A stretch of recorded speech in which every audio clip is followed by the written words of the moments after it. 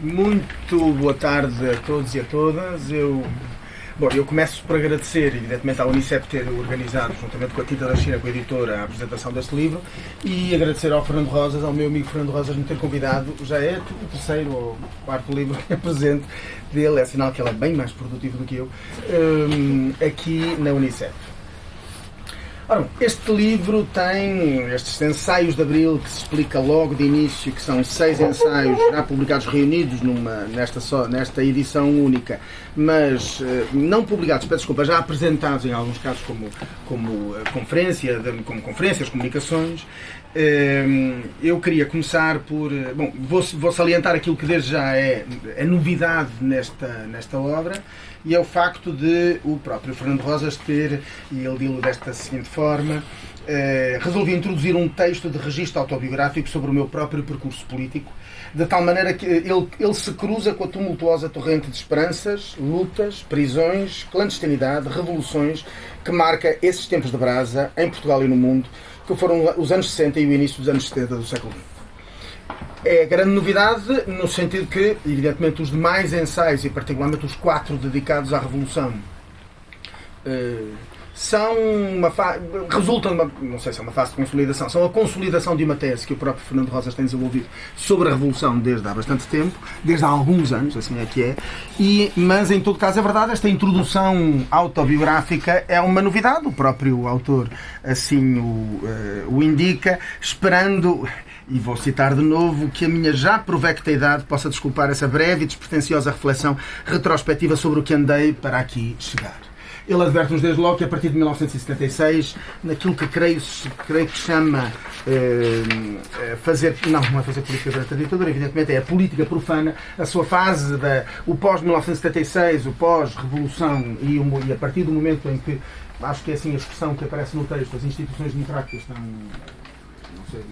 estão constituídas, não são consolidadas, mas estão constituídas. Ele diz que a partir daí não fará, ou melhor, o seu capítulo introdutório autobiográfico não cobre o período pós-1976, mas cobre efetivamente aquele que é o da resistência, o da formação do jovem ativista político, o da resistência e o da revolução. Começo, a partir da introdução, por lhe citar uma definição da Revolução, e que eu diria que se aproxima daquilo muito que tenho lido do Fernando Rosas, e que se aproxima daquilo que é a tese dele há já bastante tempo. Ele diz que a Revolução foi um golpe militar que abriu caminho... resulta de um golpe militar que abriu caminho à Revolução Portuguesa de 1974-75, uma ruptura revolucionária, um corte surpreendente no tempo histórico, que derrubou a ditadura e buscou instaurar durante 19 curtos meses um novo poder, tendo o povo como sujeito do seu próprio destino, o que o torna um acontecimento único e sem precedentes na história do país. E explica logo de seguida, no mesmo parágrafo, porque no fundo, esta é a minha interpretação, decidiu publicar este livro. Porque teme, pelo contrário, que se tenda a desfigurar o abrilismo sob a retórica mansa de uma pretensa reconciliação nacional, entre aspas, de uma normalização novembrista, uma espécie de legitimação retrospectiva do situacionismo centrista e da não política de hoje, dos tempos de hoje.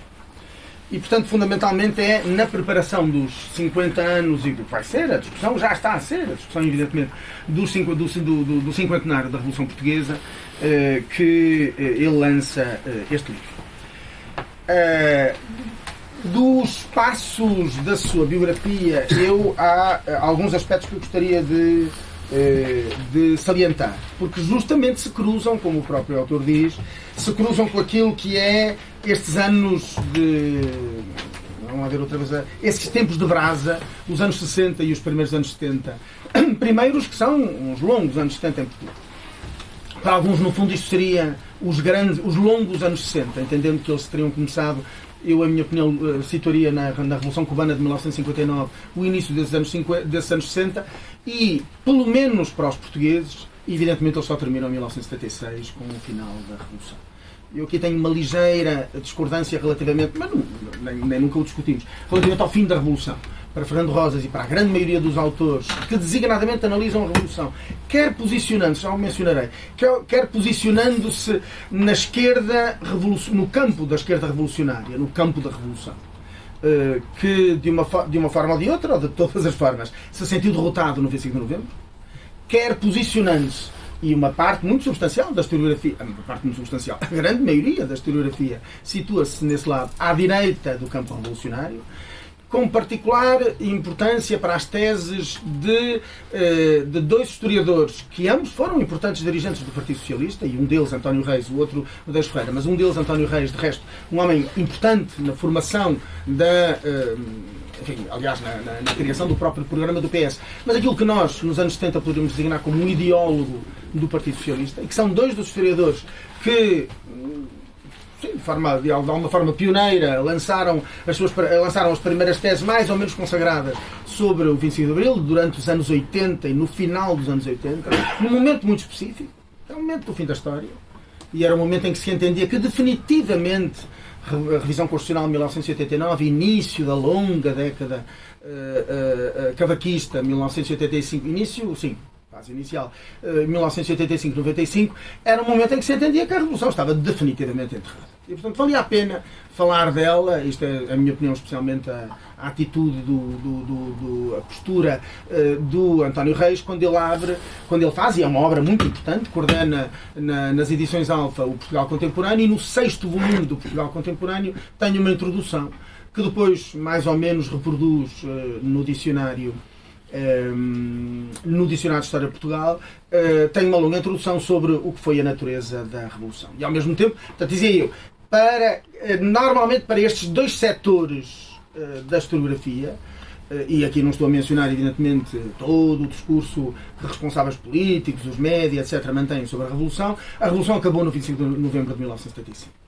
E eu arriscar-me a dizer que, apesar de tudo, entendo que, pelo menos até à aprovação da Constituição, a Revolução não termina. E podemos depois discutir em que termos. É muito interessante, se o Fernando não tem nenhum incómodo porque o público o que eu menciono aqui, no capítulo autobiográfico, no curto capítulo autobiográfico, são 16 páginas, é interessante a forma onde ele localiza o início daquilo que ele chamará o seu sôfrego interesse pela história contemporânea, e que é a convivência com o avô Filipe Mendes, com o seu avô materno, e que é descrita em determinado momento, usando uma citação do Miguel Seves Cardoso, que tem muito pouco a ver com o Fernando Rosas e comigo próprio, mas que em algum momento descreveu um certo tipo de personagens como aquelas que são inderrotáveis. Não é? E é verdade que é a partir das conversas justamente com este avô, eu devo dizer que tive uma experiência semelhante, mas não era com o avô, era com o meu pai, é a partir dessas conversas que em algum momento surgiu este, como ele designa, o sofrido interesse pela história contemporânea. E evidentemente foi configurando a mundivisão, a perspectiva do mundo, a visão do mundo de um jovem que, a partir de um determinado momento, e designadamente quando tinha 15 anos, é convidado para o PCP, e, portanto, inicia um processo de politização ou melhor, esse já estava iniciado, mas um processo de politização que passa, evidentemente, à ação política. E tem, obviamente, na prisão de janeiro de 1965, numa operação, e cito, uma operação de grande envergadura levada a cabo ao nascer do dia, a PIDE prende 40 estudantes dos liceus e de várias faculdades das universidades de Lisboa, julgo que todos militantes do PCP, e o próprio Fernando Rosas e o irmão são levados, evidentemente, para as sedes da PIDE, para a sede da PIDE e depois para... nesse sentido é importante porque é muito interessante, ele recorda na abertura do primeiro capítulo sobre o movimento estudantil, a propósito do José António Ribeiro dos Santos, recorda uma frase do Romain Rolland, que é um escritor francês da primeira metade do século XX, que já ninguém sabe quem é. Que já ninguém sabe quem é. Ninguém lê os franceses. Os da minha idade sabem, não é? Mas pessoal mais novo. Mas o é um tipo importante, nomeadamente para o discurso pacifista do pós-Primeira Guerra Mundial. E é um homem que tem coisas verdadeiramente admiráveis. E aparentemente o Mário Soares, na abertura, numa intervenção, não é na abertura, durante o julgamento no Tribunal Plenário de Lisboa, em agosto de 65, terá citado o Rolland quando diz: pensamento que não age ou é aborto ou é traição. E isto, então, basicamente é numa perspectiva, aqui citámos o Rolland, mas numa perspectiva marxista, é a tese de que, evidentemente, quando se pensa e quando se produz pensamento e análise da realidade, é para alguma coisa. E o que Marx propõe é que seja para a transformação da realidade. E isto é importante porque é evidente que a partir daqui, com ou sem, e sobretudo com, atividade política, há um interregno formalmente entre 1980 e 1999 de atividade política direta do ponto de vista partidário. Orgânico, chamemos-lhe assim, não é? De organização. Mas, em todo caso, há sempre atividade política e na vida de Fernando Rosas sempre houve. E ele associa isto àquilo que chama a primeira e principal escola da política nova que se pretendia afirmar como alternativa ao oposicionismo tradicional e que era a luta que estava ao alcance dos jovens militantes maioritariamente oriundos dos liceus e das universidades. E, portanto, a luta do movimento estudantil. Em contextos totalmente diferentes, sem a ameaça de uma PIDE. Eu passei exatamente pela mesma fase. O meu primeiro ativismo cívico e político é no campo estudantil, e isso é natural na biografia do ativista político, e desigradamente à esquerda, mas não exclusivamente, sempre e quando ele não tenha começado esse ativismo no campo do trabalho. E no meu caso foi, como no caso do Fernando, foi evidentemente no campo estudantil.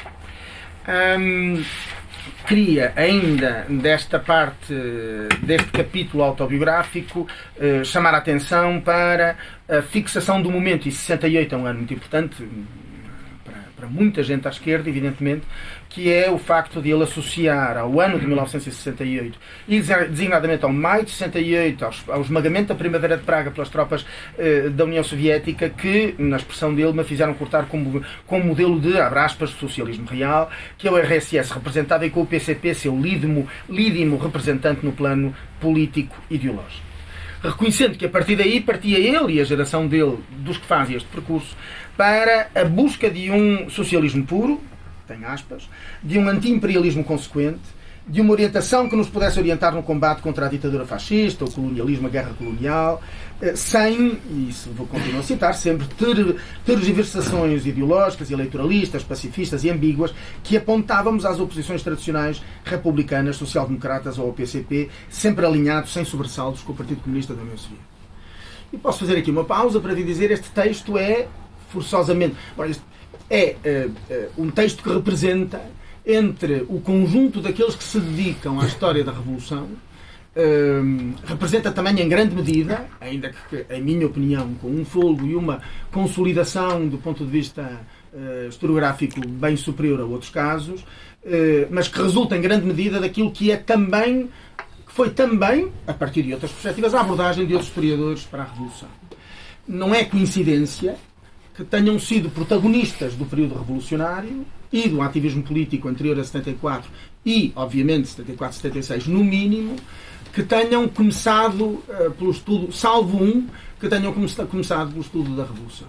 E, portanto, os casos que eu dei no campo do Partido Socialista, portanto, da social-democracia portuguesa, do Modesto Ferreira, do António Reis ou do Fernando Rosas, num campo substancialmente diferente, da esquerda revolucionária, é verdade que a leitura que fazem da Revolução parte, em primeiro lugar, de um impulso que é um impulso das suas próprias vidas.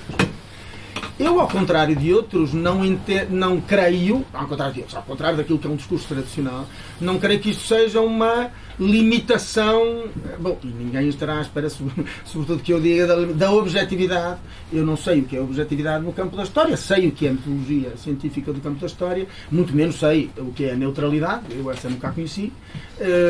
Não é no meu caso, é no caso de ninguém, mesmo daqueles, sobretudo daqueles que a reivindicam, evidentemente. Mas é verdade, contudo, que a experiência vital, que a experiência biográfica marca a própria perspectiva com que as coisas são, evidentemente, analisadas. E, nesse sentido, devo dizer que, se no campo da direita, dos raros ativistas que tentaram, do campo político da direita, e naquele caso, do campo da extrema-direita, que tentaram um arremedo, nem que seja, integrar a leitura da Revolução no conjunto ou melhor, em obras que analisam períodos mais longos do que, evidentemente, o de 74 e 76. Eu diria que está o Jaime Oliveira Pinto, e depois a maioria do discurso da direita feito por protagonistas não é feito por protagonistas dos anos 74 e 76. Eu estou a fazer um esforço de memória porque não estive a fazer uma sistematização disto, e eu diria que foi feito sobretudo por gente que publicou memórias e que, enquanto dirigentes políticos, foram protagonistas naquele período, em primeiro lugar, Freitas do Amaral, por exemplo. No campo do PST não há protagonistas do período de 74, 76 que tenham tomado esta iniciativa, porque nem Pinto Balsemão nem Sá Carneiro escreveram nada de relevante sobre... E Sá Carneiro tinha tido tempo para o fazer. Nada de relevante, só fizeram compilações de, evidentemente, intervenções dele. Será Cavaco Silva depois a fixar o que é que a direita, e a direita muito mais ampla do PST, pensa sobre a Revolução. E depois serão historiadores orgânicos do campo da direita que farão esse esforço, e evidentemente Rui Ramos é um deles. Curiosamente, o António Araújo, que eu tenha reparado até agora não o tentou fazer porque estuda mais amplamente as direitas e tal, mas enfim, Rui Ramos é um deles, mas evidentemente nós não podemos dizer que Rui Ramos em 74, 76 tivesse tomado alguma iniciativa. No campo estrito do PCP, de facto há um único grande historiador, e é o Álvaro Cunhal.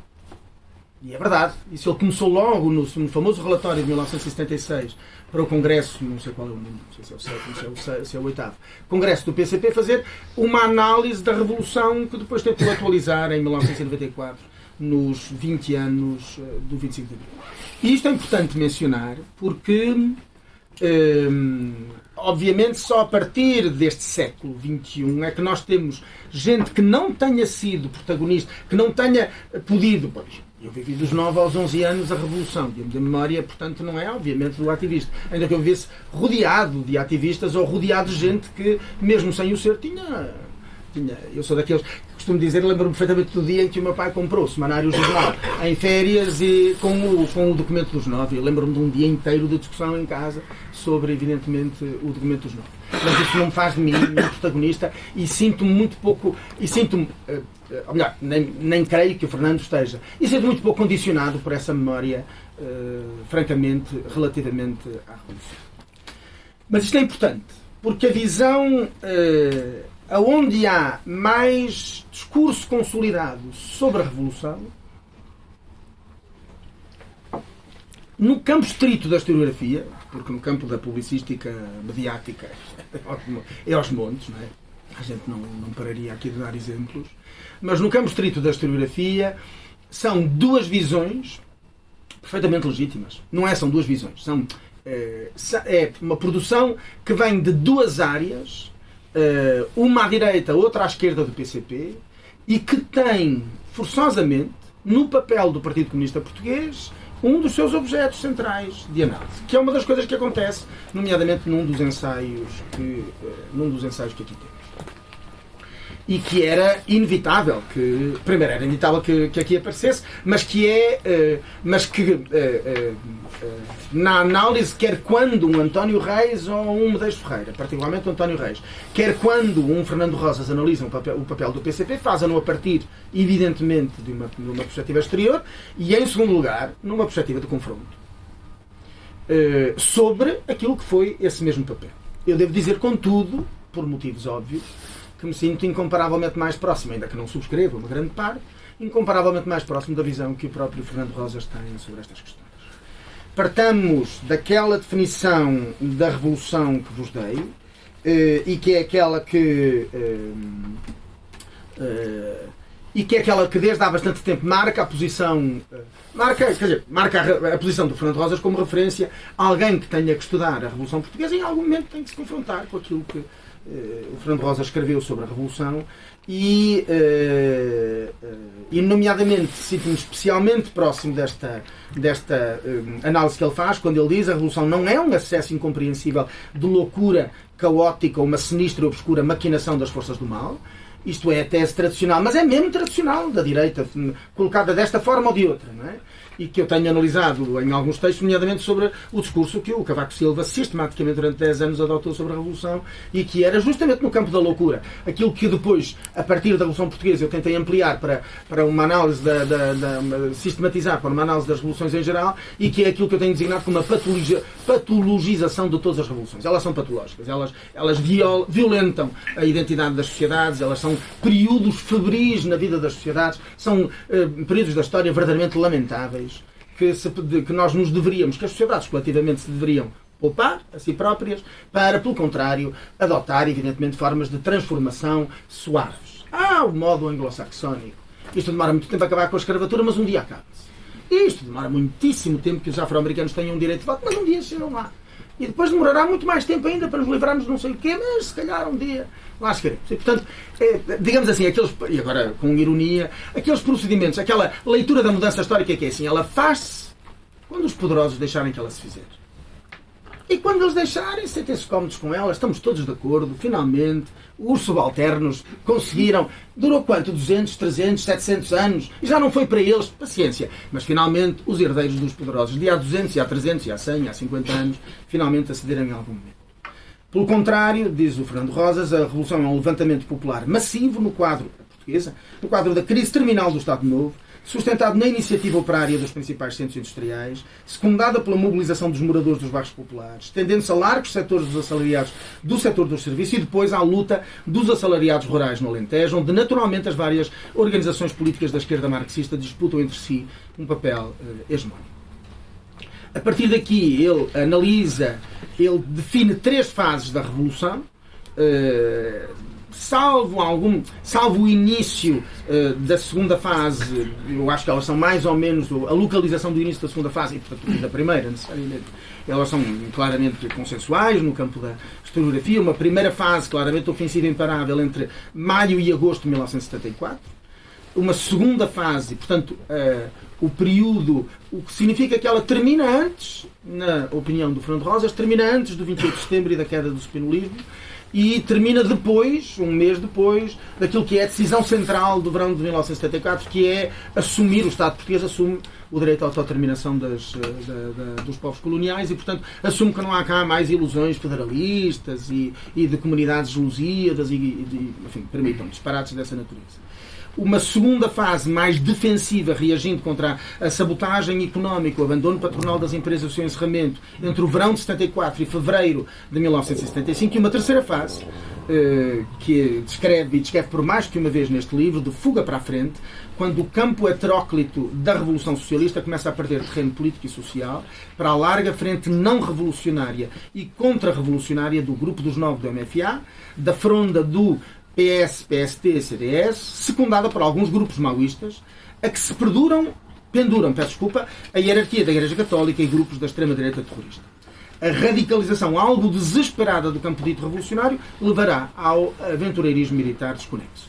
O que é surpreendente nesta cronologia é ela ter, na opinião do Fernando Rosas, começar em fevereiro, e não, porque já o sabemos, março de 75 é o momento-chave, pelo menos da viragem radical na política económica com as nacionalizações, que resulta, como já outras transformações do pós-28 de setembro, resulta da derrota do mais grave dos golpes contra-revolucionários, e o que faz com que, de resto, insisto, a Revolução Portuguesa se aproxime dos outros processos revolucionários históricos e que é, em grande medida, os grandes casos à esquerda são dados no momento em que se derrotam tentativas contra-revolucionárias. Aconteceu a mesma coisa em França, acontecerá a mesma coisa na Rússia de 1917-18.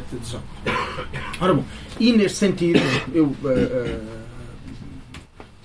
sublinho esta cronologia perfeitamente consensual, salvo eventualmente porque de fevereiro de 75 e não, por exemplo, a localização desta percepção de que a esquerda, da fuga para a frente, e não, por exemplo, no momento em que, e Fernando Rosas noutros momentos sublinha também isto, no momento em que as eleições de 25 de abril de 1975 marcam o contraste entre, e aquilo que será um contraste central no desenlace da Revolução, entre a legitimidade eleitoral. As eleições tinham dado uma ampla maioria de esquerda, só que era uma esquerda maioritária, só com o Partido Socialista com 3 vezes mais votos que o Partido Comunista. E com 2 vezes e tal mais, ou melhor, 2 vezes mais votos, quase 2 vezes mais votos, se somássemos todo o campo da esquerda revolucionária, todo o campo da revolução. Isto é, PCP, 12,5%, MDP, CDE, 4, qualquer coisa, e os 4% que são reunidos na altura pelos partidos da esquerda radical à esquerda do PCP. Tudo isso somado dá qualquer coisa à volta de 22% dos votos, menos de um quarto dos votos, para 38% que estão logo ali num bloco centrados no Partido Socialista. É só a partir, eu diria, que é só a partir do 25 de abril de 1975 que o PS, que Mário Soares, o PS e o conjunto da direita se apercebem, mas particularmente o Partido Socialista, se apercebem que a correlação de forças, mesmo no campo estritamente eleitoral, entre a social-democracia portuguesa e a esquerda revolucionária, ou o campo da revolução, é tão desequilibradamente favorável à social-democracia. Em vários momentos, agora não sabemos se é sincero ou não, o próprio Mário Soares confessou que entre a formação do Partido Socialista em 1973 e 75, imaginou que a relação entre o PS e o PST e o PCP, pudesse ser, do ponto de vista da força eleitoral, da correlação de forças eleitoral, pudesse ser semelhante, por exemplo, entre o Partido Socialista Italiano e o Partido Comunista Italiano. E era, em 1976, de 1-3. Por exemplo, ou entre o Partido Socialista Francês e o Partido Comunista Francês, que era neste momento já equilibrada 1-1, digamos. Mas não era, como se verifica, esta desproporção favorável ao Partido Socialista. Eu diria que essa fuga para a frente começa logo, esta é a minha proposta, não imediatamente, mas muito próximo deste momento em que o campo da revolução se apercebe se a legitimidade eleitoral se vai consolidar, a legitimidade revolucionária vai-se perder. A síntese do desenlace da revolução que ele nos propõe inclui 4 pontos centrais.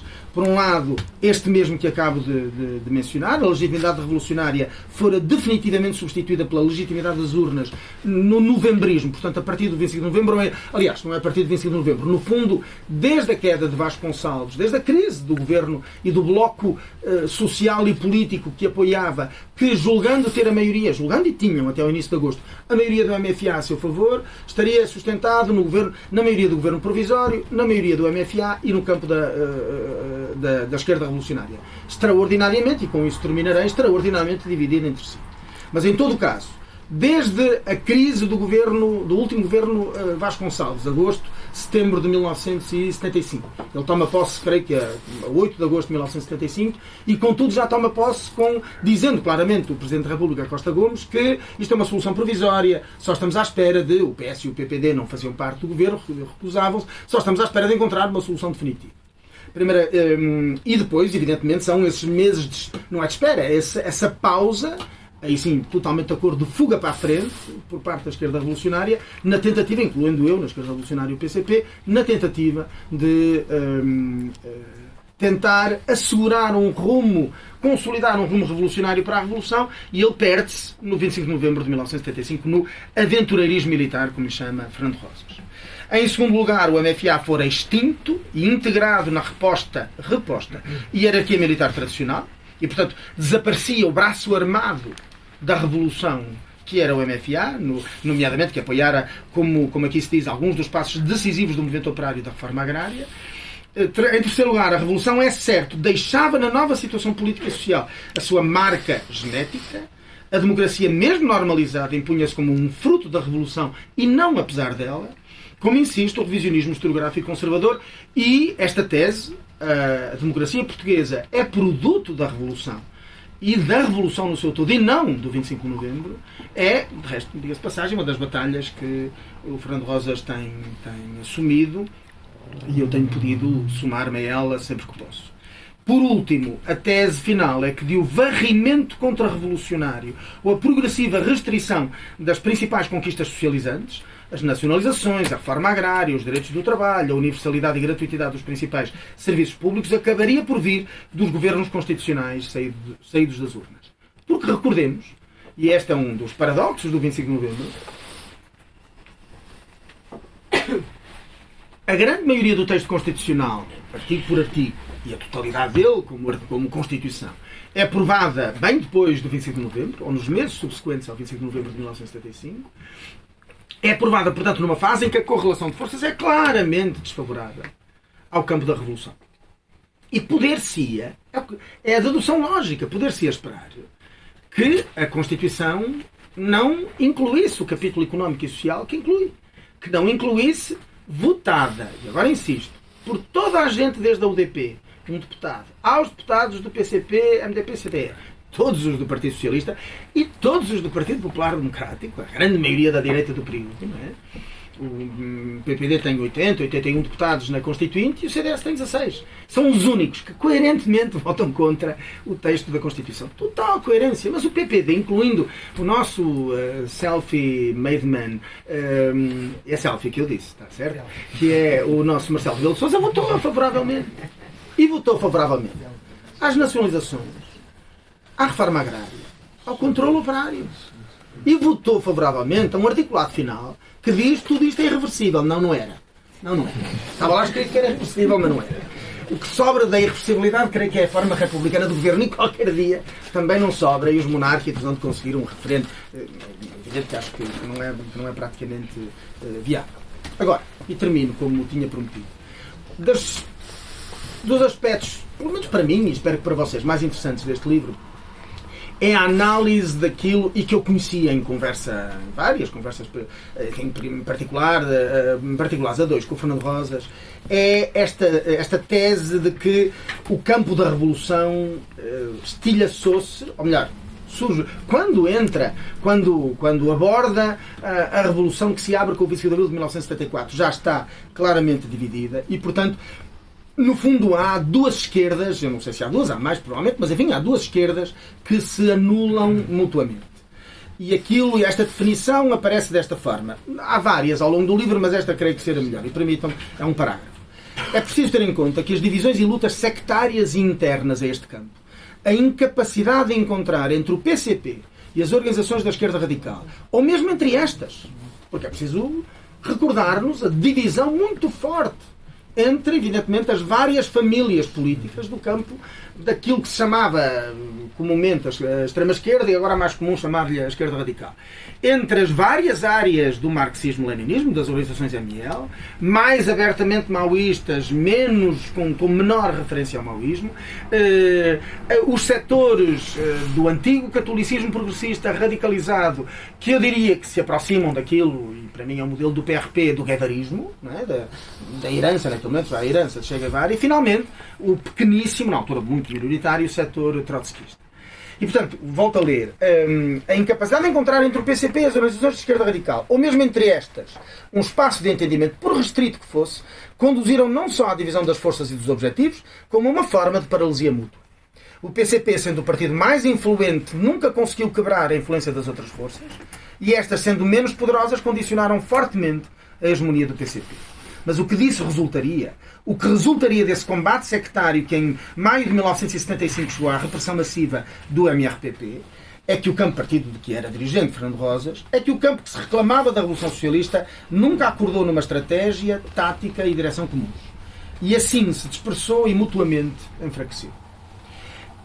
O Fernando Rosas não diz que esta é a explicação do desenlace novembrista. Ele entende que o 25 de novembro não é contra-revolucionário, que fundamentalmente a contra-revolução é o que avança se bem entendido, com os governos constitucionais, a partir do primeiro governo de Mário Soares, a partir de 1976. Agora e com isto termino, há sempre um aspecto, e nós estamos a fazer uma apresentação no Porto, e eu várias vezes, quando estou designadamente em Lisboa a discutir as questões da Revolução, recordo muitas vezes este aspecto. Eu não tive tempo aqui e tinha pensado em fazê-lo. A discussão muito bem feita, na minha opinião, e que eu já conhecia, da publicação de uma primeira versão de um destes ensaios, que o Fernando Rosas faz da crítica que alguns setores da historiografia fazem em torno daquilo que é a tese do duplo poder, da existência de um poder popular versus o poder formal, ou, para citar uma expressão que o Fernando Rosas usa, do poder burguês instalado a partir de setembro de 1975, ou seja, do fim do governo de Vasconcelos.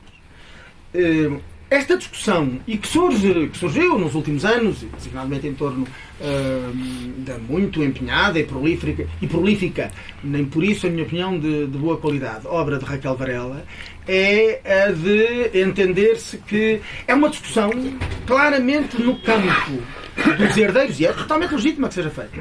Aqueles que se entendem, mesmo que não tenham vivido, não tenham por ter vivido, que se entendem herdeiros do campo da Revolução. Eu sinto-me um herdeiro do campo da Revolução, campo revolucionário. Porque, evidentemente, eu não tenho dúvidas nenhumas que o PCP estava no campo da Revolução. E não sou militante comunista, mas sinto-me herdeiro da cultura política e da ação política dos comunistas em Portugal, com uma infinidade, como todos nós, uma infinidade de críticas àqueles que são os nossos referentes dentro destas coisas. Agora, esta discussão concreta, se teria sido viável, uma fase final, um empurrão final, que o Fernando Rosas várias vezes e bem designa como fuga para a frente da Revolução, tenho uma imaginação, eu não sei se é a primeira vez que aliás tomei uma nota inicial manuscrita, ao contrário daquelas que normalmente faço em computador, mas enfim, isto não interessa, e que eu não sei se lhe designar como uma leitura simultaneamente leninista e ao mesmo tempo centrada numa avaliação de onde a Revolução podia ter sido possível. E é isso. É que nós sabemos onde a Revolução foi, na prática, possível e avançou muito mais longe do que outros pontos do país. Porque a Revolução Portuguesa é a Revolução do conjunto do território português. Seria muito difícil, a Revolução Portuguesa não almejou nunca, em momento nenhum, fazer uma comuna de Lisboa. Sabendo que a Comuna de Paris foi, claro, e o resto da França não acompanhou por motivos diversíssimos, nomeadamente porque estava em guerra. Pronto.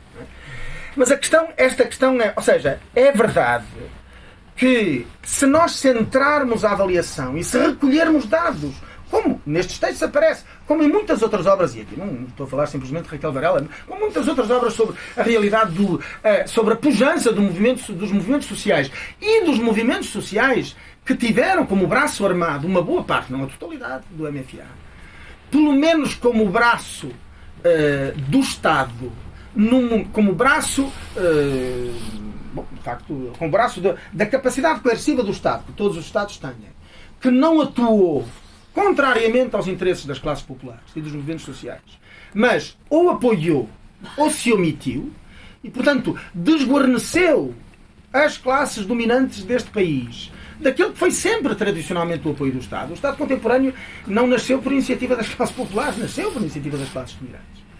É mais que evidente, não é? Mas a gente pode, para quem não gostar e não se sentir especialmente marxista e da linguagem marxista, substituir os dominantes por outra coisa. Muito bem.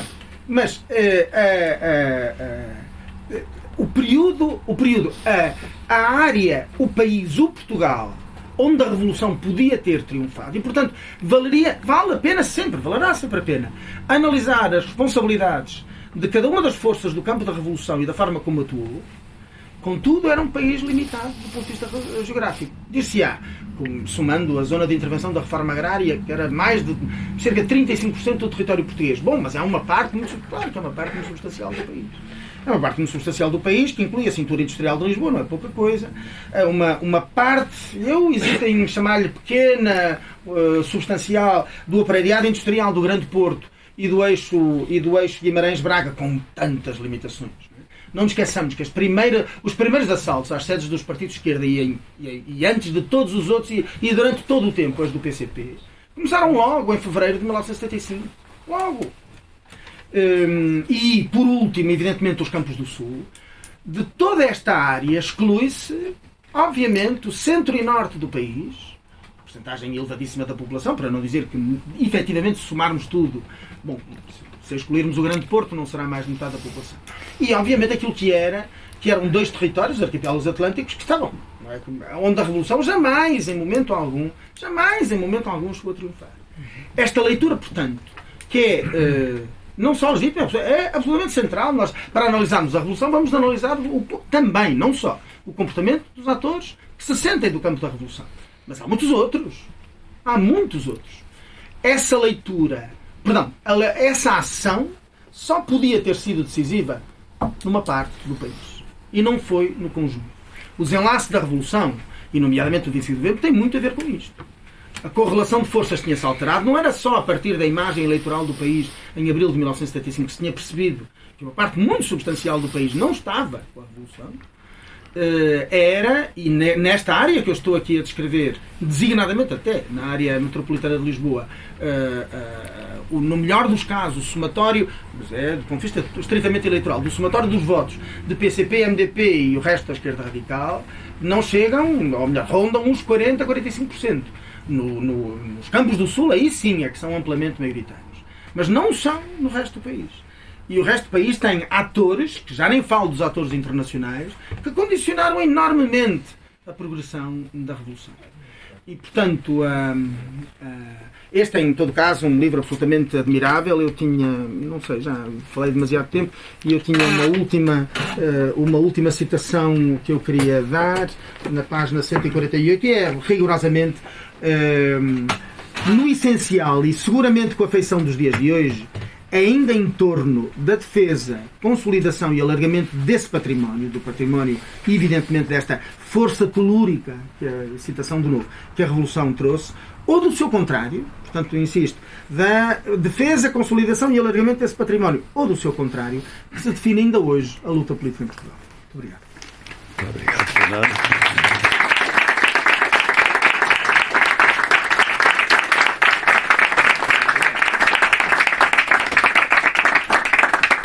Muito obrigado, Fernando.